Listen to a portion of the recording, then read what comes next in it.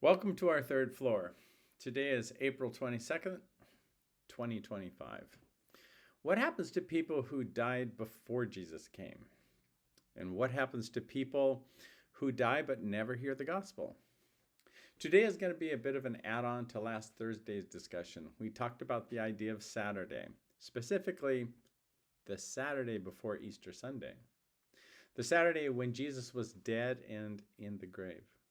I propose that this day might actually be, in fact, the Sabbath, meaning all other Saturdays are just in remembrance of this one day. I went on to propose it's possible that Saturday, that Sabbath day, was actually the exact same day written about in the book of Genesis, where it says, "On the seventh day God rested." I know that's a bit of a stretch and not a common Bible interpretation. But in my mind, the one day that God ever truly rested was on that day, the day he laid himself down to rest in the grave. So let's read something out of the Bible. This morning I was reading in the book of 1 Peter chapter 4, verses 1 through 6, and I want to read that to you now. This morning I read it probably 5 or 6 times, and I'd encourage you to go back and read it yourself over and over again and tell me what you think. Chapter 4. Therefore, since Christ suffered for us in the flesh, arm yourself also with the same mindset.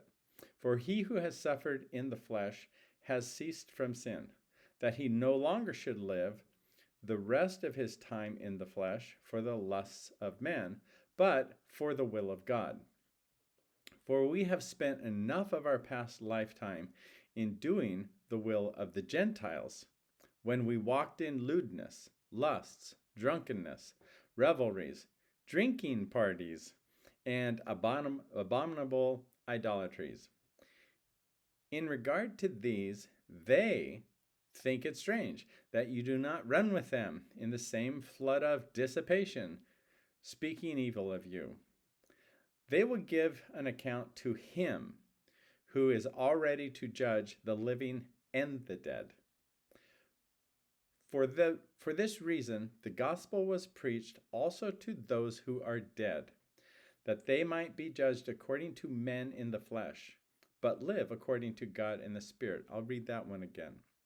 For this reason, the gospel was preached also to those who are dead, that they might be judged according to men in the flesh, or men who are alive, but live according to God in the Spirit. I wasn't born a Christian. In fact, nobody is. You can't be born into Christianity. The only way for you to personally become a Christian is for you to personally confess with your mouth Jesus is Lord and believe in your heart that God raised him from the dead. That's the only way.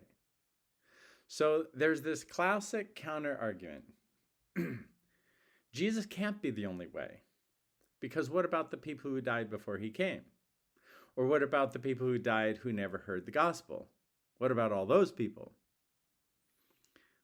This is strange to admit, although I have been a Christian since 1977, I honestly can't remember ever reading 1 Peter 4 before.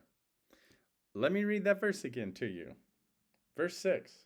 For this reason, the gospel was preached also to those who are dead, that they might be judged according to the men in the flesh, but live according to God in the Spirit. What does that mean? It means that this is the answer about people who died before Christ came, or people who never heard the gospel before. It means time doesn't matter. When God was resting in the grave, he was preaching the gospel to those who are dead. Every man, woman, and child will be presented with the gospel. It says it right here. The timing doesn't matter.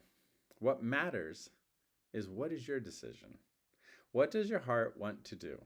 Because if you don't want Jesus today, then you aren't going to want him after you die. If you don't want to be reconciled with God today through Jesus, then you aren't going to want to be reconciled with him later after you die. This is the gift of free will. Amen? Amen.